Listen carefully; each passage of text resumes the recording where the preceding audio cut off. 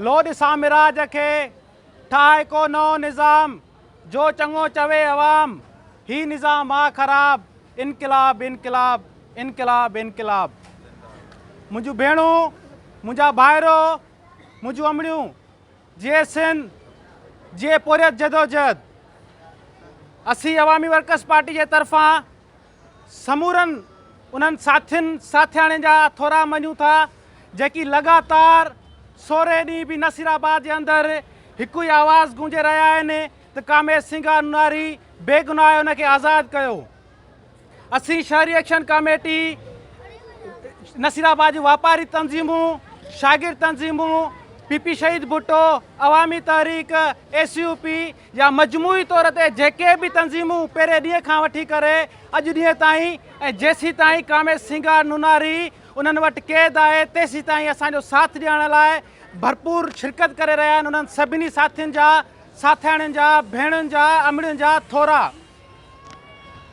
असांखे जेकी बुनियाद जिन बुनियादनि ते गिरफ़्तार करे रहिया आहिनि केस दाख़िल करे रहिया आहिनि खंभे रहिया आहिनि उहे इहे आहिनि त असीं आइन ऐं कानून टोड़ियूं था पर अॼु असीं इहो दावा सां चऊं था त असीं आइन कानून तव्हांजो कोन था टोड़ियूं। हीअ पार्टी पाकिस्तान जे आइन तहत रजिस्टर्ड पार्टी आहे। कामे सिंगार नुनारी उन ई पार्टी जो चूंडियल काउंसलर आहे। असांखे तव्हांजो आइन तव्हांजो कानून इहा इजाज़त ॾिए थो त असीं आज़ादु सियासत करे सघूं पंहिंजे हक़नि जे लाइ ॻाल्हाए सघूं पंहिंजे बुनियादी मसइलनि जे लाइ एहतजाज करे सघूं।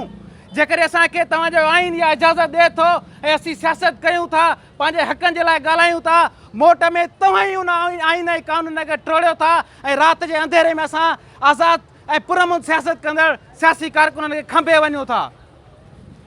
जेकॾहिं तव्हां सम्झो था असांजो सियासत करणु ॾोह आहे त कामे सिंगार नुनारी समेत समूरनि सियासी समाजी कारकुननि खे कोर्टुनि अॻियां पेश कयो। ही कोर्टूं ही कानून तव्हांजा ई ठहियल आहिनि। जेकॾहिं पोरियतनि जे हक़नि जी ॻाल्हि करणु जेकॾहिं हारियुनि जे हक़नि जी ॻाल्हि करणु जेकॾहिं नारियुनि जे हक़नि जी ॻाल्हि करणु जेकॾहिं शागिर्दनि जे हक़नि जी ॻाल्हि करणु जेकॾहिं हिन शहर वासियुनि जे हक़नि जी ॻाल्हि करणु जेकॾहिं पंहिंजे धरती जे वसीलनि जी ॻाल्हि करणु जेकॾहिं बहिरियाटाउनि जे ख़िलाफ़ु जदोजहद करणु तव्हांजे लाइ कानूनी तौर ते ॾोह आहे त इन्हनि अदालतुनि में असांखे पेश कयो। तव्हांजो खंभे गुम करणु ख़ुदि कानून खे टोड़णु आहे। असीं अहिड़े दहशतगर्द अमल जी मज़मत कयूं था।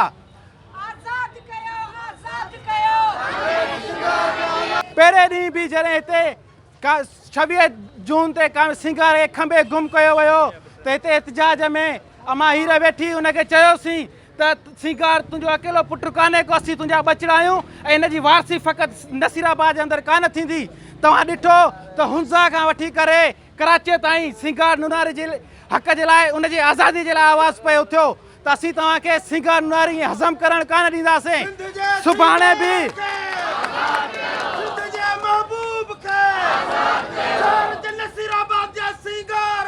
आज़ादु कयो। सुभाणे बि अवामी वर्कर्स पार्टी जे तरफ़ां कश्मीर खां कराची जे अंदरि ही जेको मज़ाहिमती आवाज़ उभरंदो हिकु ई आवाज़ हूंदो त सिंगार नुनारी खे तव्हां हिकु आवाज़ खे दॿाइण जी कोशिशि कई। अॼु हज़ारे सिंगार नुनारी जूं भेणूं सिंगार नुनारी जा भाइर सरापा एहतजाज अथव ऐं तेसीं ताईं सरापा एहतजाज हूंदा जेसीं ताईं तव्हां सिंगार नुनारी खे आज़ादु नथा कयो।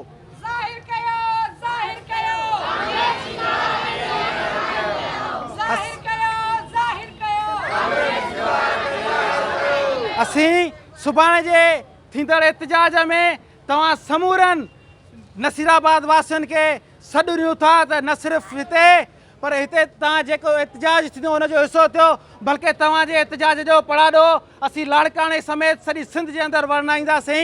तव्हां सभिनी साथियुनि जा थोरा महिरबानी।